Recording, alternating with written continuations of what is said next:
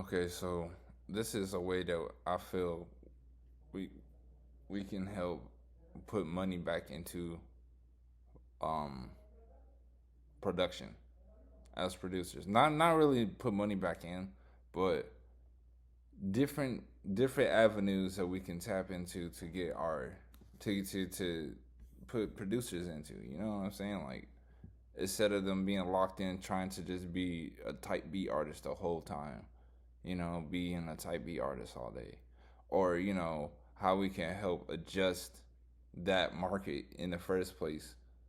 Because I know all of us aren't trying to make 1,000, 2,000, 3,000 beats and upload them all to YouTube and all that stuff.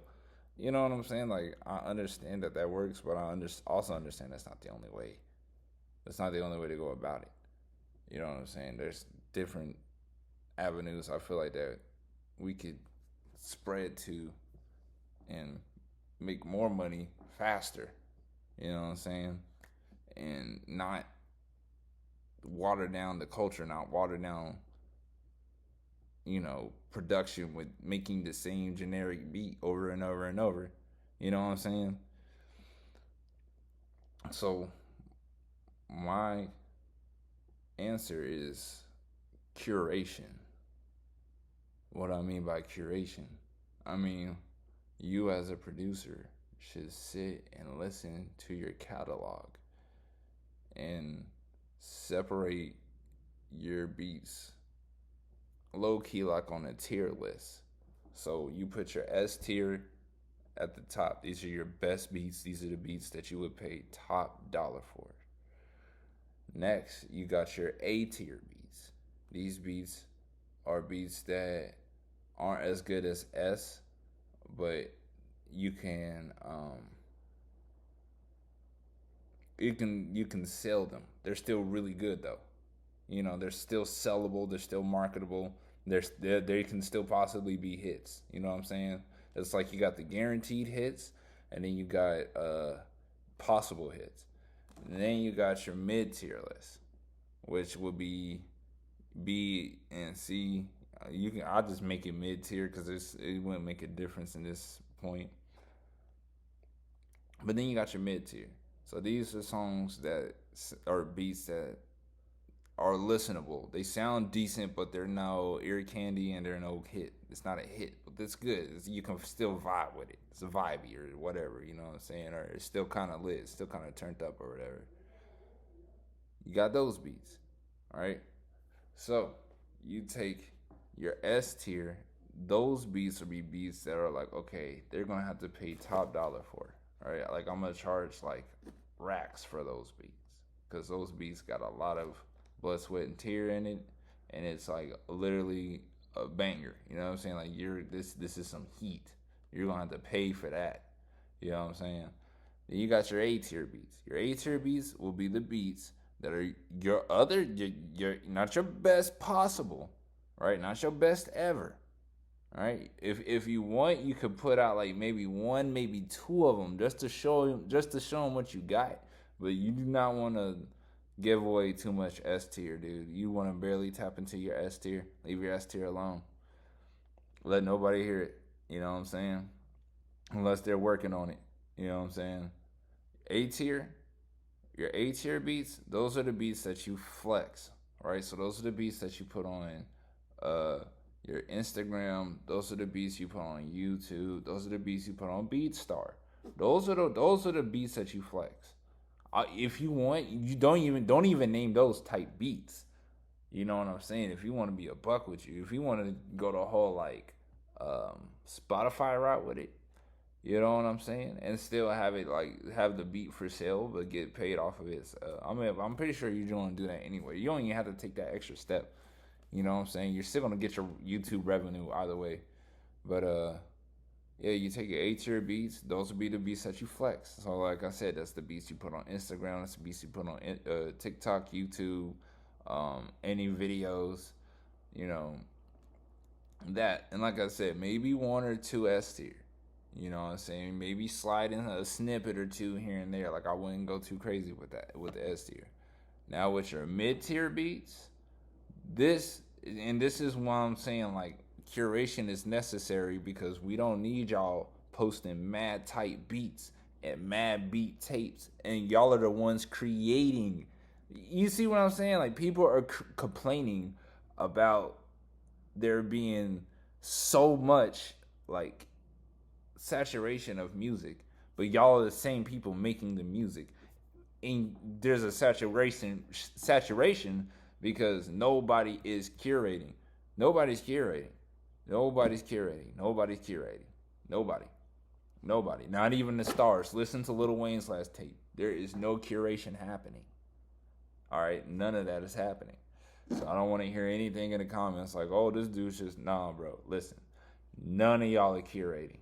Nobody is picking the best out of their stuff and then figuring out how to. I'm teaching you, so just listen. Just listen. So with your mid-tier beats, that's where the saturation stuff comes in.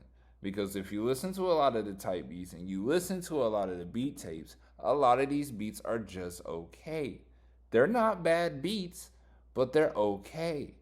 They're just okay. They're not something that you would be or that you should be trying to market and get paid for. Even if you're using an independent platform like Bandcamp, because I understand a lot of people dump their beat tapes there and they use that as a place to store their beats. But I'm telling you, that's not a good idea. That's another place that you should flex your best stuff. This is why nobody is tapping in to Bandcamp and SoundCloud anymore. Nobody's putting out their best stuff. Think about 2016.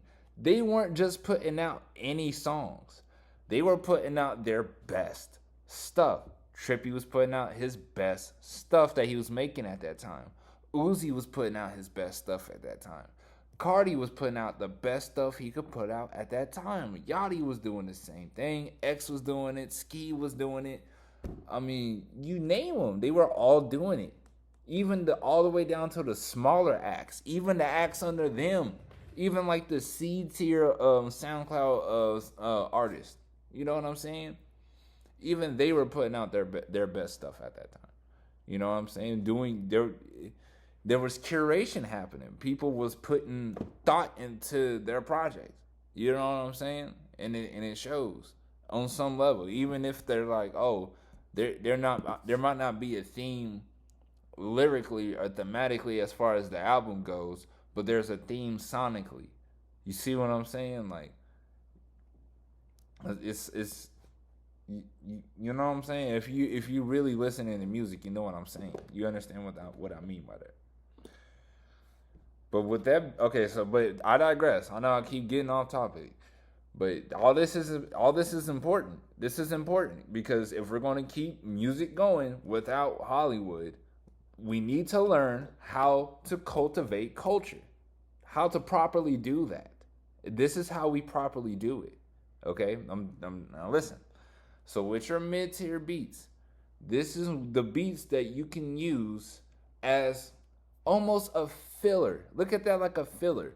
It's like an infinite. It's an infinite source of listenability for you and your audience. It may not be your best stuff, and it may not even be the beats that they want to buy, but it's listenable.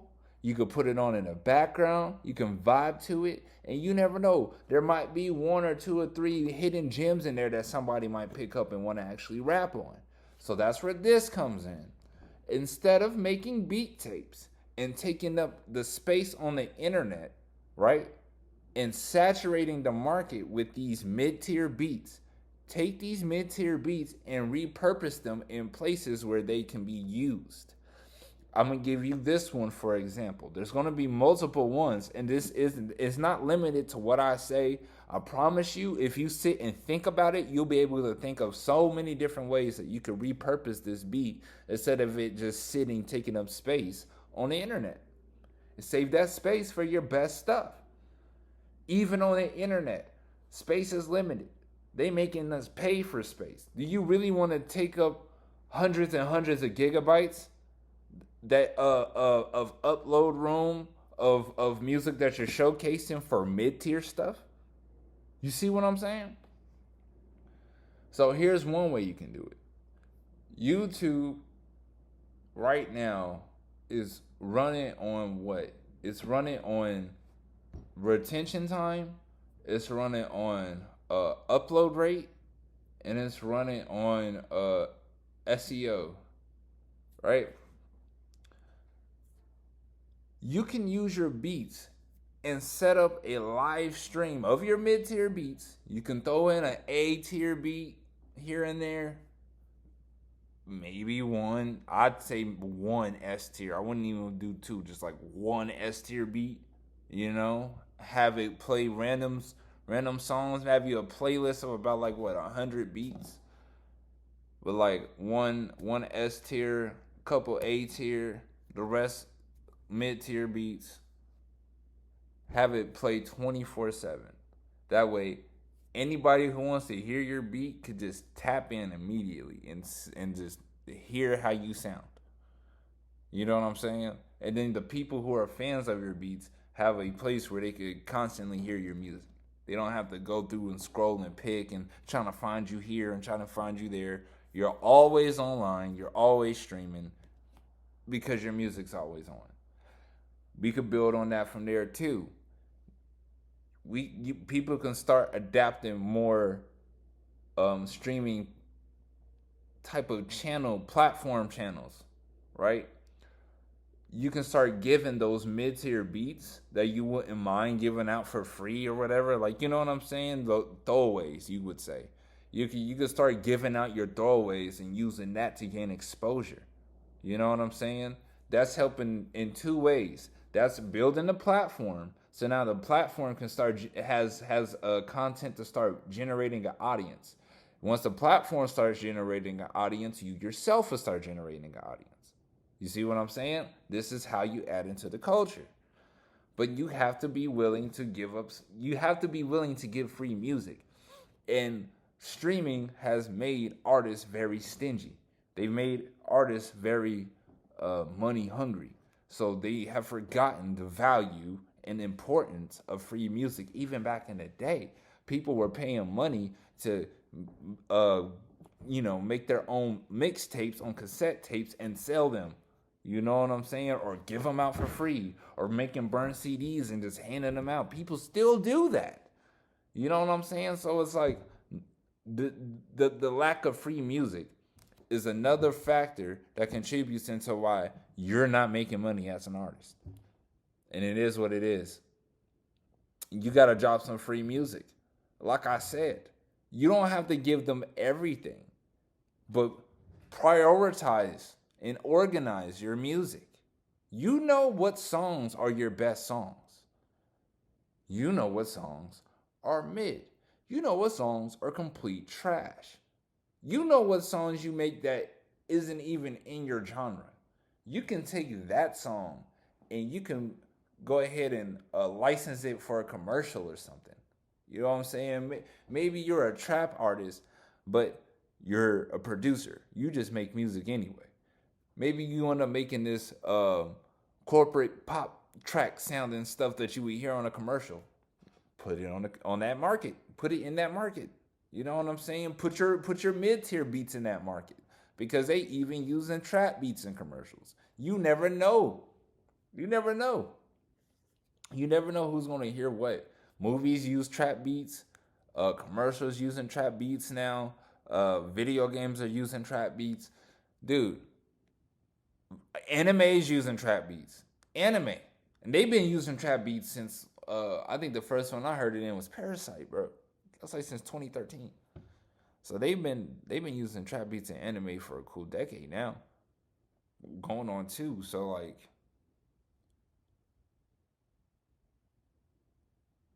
that's what the culture is missing.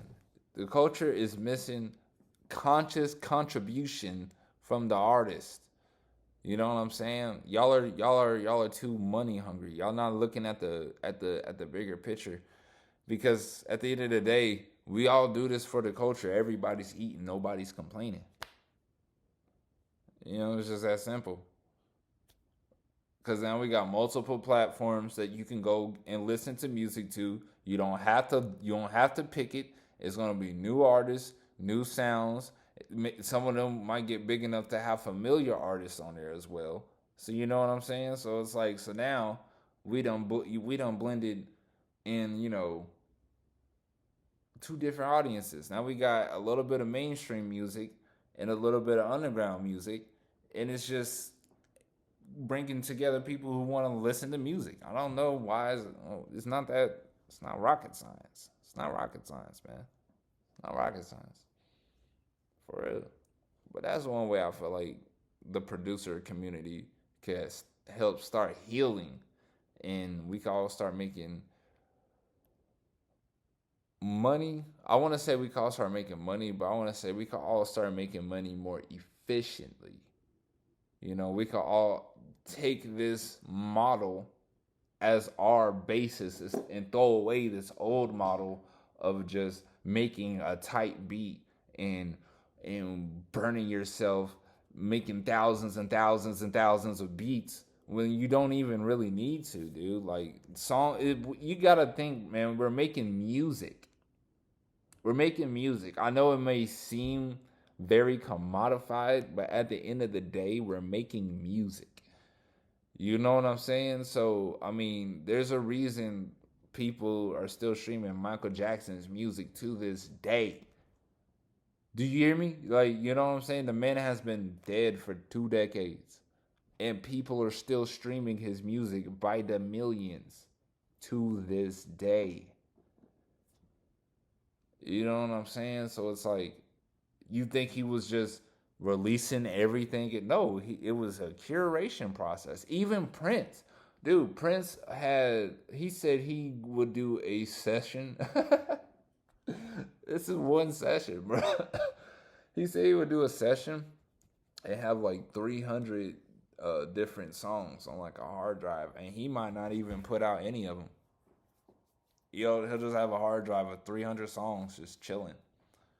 You see what I'm saying? A curation is important, and our desperation to get money right now has created not stagnation, but mediocrity, which is worse than stagnation. Because you know what? Not stagnation, saturation. It wouldn't feel so saturated if the music all didn't sound exactly the same. You see what I'm saying? So is it really saturation, or is it really lack of a creative ability? Or not a creative ability, but lack of creative output, which is most likely what it is, because that's what it is. It's a lack of creative output.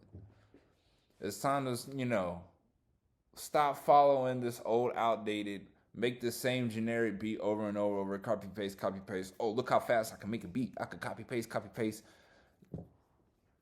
Nobody wants to hear that. Nobody wants to hear copy paste, copy paste. It's time to get back into the nuances, because you know what? I'd rather hear a beat that loops for like 16 bars, but the 16 bars is a song that is like well crafted, well made, re-listenable, ear candy. Yeah, I could listen to that on repeat. I would rather listen to that on repeat than listen to a song that you just copy paste, copy paste, copy paste, copy paste. I just made a beat. Copy paste, copy paste. I just made a beat. Now listen to all three beats and they all sound the same. I don't care I don't care how good it sounds. You're making the same beat. You see what I'm saying? That's all I got. And as for artists like rappers and musicians like that are making songs, not just instrumentals, the curation process is even more important for you guys. But I don't think you should put out more mediocre music. Okay?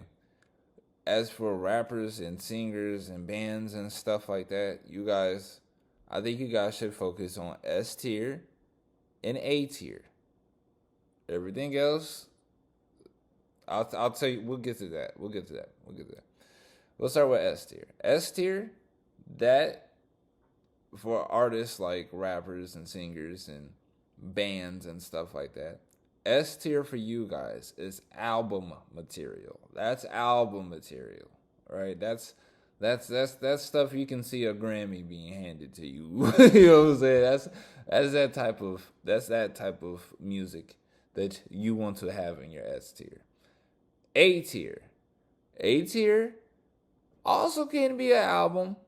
Maybe not a mainline album. Maybe not something that you put a lot of marketing into, but maybe something to feed the fans. Maybe something like an EP, mixtape, especially if you're a rapper. Mixtape, your A tier stuff, mixtape. If you're a band, S tier stuff. A tier stuff, mixtape. Same thing for singers, all y'all. A tier is mixtape, EP. As for your B tier stuff, you don't go no lower than B tier. I'm gonna tell you that. Anything C and below, just forget it. You might as well delete it or just save it for yourself. Forget it. All right, it doesn't exist. B tier. This is what you do with B tier because it's mediocre, but it's you, so your fans will still like it. Okay, that is definitely mixtape, but not mainline mixtape. Again, this is just to feed the fans. So if you want to make a little DJ mix, you know how they have the little transitions and stuff. You can have a bunch of little snippets. Drop a little mix, while they're waiting on the album. Maybe the album's been cooking for 2 years and you're like, well, I can make a little mix real quick. Little 15-minute mix. Boom. Cool, like 3, 4, 5 snippets. Boom. They eating for a little bit. They cool for a little bit. They cool for a little bit. You gave them just enough. That's B tier. That's B tier. A tier, like I said, EP, maybe before the album, after the album. Maybe a mixtape before the album, after the album. All right? That's A tier. Or maybe a album before the album. Depending on, that's up to you to decide. Like I said, none of this is written in stone. All this is put it where it fits, depending on your situation as an artist. S tier, album. Album stuff, movie stuff. Do not listen. And a lot of artists squander this movie opportunity when it arises, right? Listen. S tier music for movies. S tier music for video games.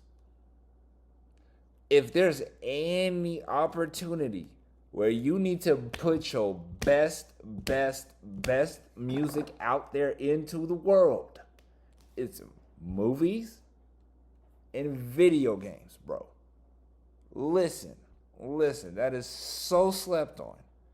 And the artists that get these opportunities, they're some of them have good songs. Don't get me wrong. Some of them are cool songs. I know some of them are songs that the director just picks themselves. I'm like, okay, that's cool. This is what the director wants to listen to. But if you are an artist that gets approached to make a song for a movie or a soundtrack or a video game or some other sort, anything like that, you better bring your triple S, X tier stuff, bro. You better bring your best song possible. Put your best foot forward when you in that studio. This does 2 things. 1, this creates a memorable song. What does that mean? That means even if the movie isn't memorable, your song will be memorable. They will remember your song. People will go back and listen to your song because it was the most memorable part of that bad movie. 2, if it's a memorable movie in itself, that's just a win-win. That's just a win-win. That's just a win-win. That's just a win-win. The third thing it does is it sets a good bar for music in movies. So now, we're naturally creating an environment where we are only accepting good S tier songs in movies. We're not listening to no mediocre songs in movies no more. We don't want to hear your kids bop. No more kids bop in movies no more. We want to hear real music. We want to see real movies. We want to watch real stuff. Okay? Give us real songs. S tier. We follow these rules, and we'll be in a way better space as independent artists than we've probably ever seen in history. You don't believe me? Test the theory. Do it. Put your money where your mouth is. Don't hit my comment section. Don't hit my comment section. Put your money where your mouth is. And if you really own it, record yourself and post it. Do it. Do it. If you don't believe what I'm saying right now, this is your heads up. This isn't a warning. This is your notice. You just got your notice. This is where it's headed. This is what we're on. This is what the future look like. I just gave you an example. This is one piece of what the future of music looks like. All right, so you better figure it out. Figure it out.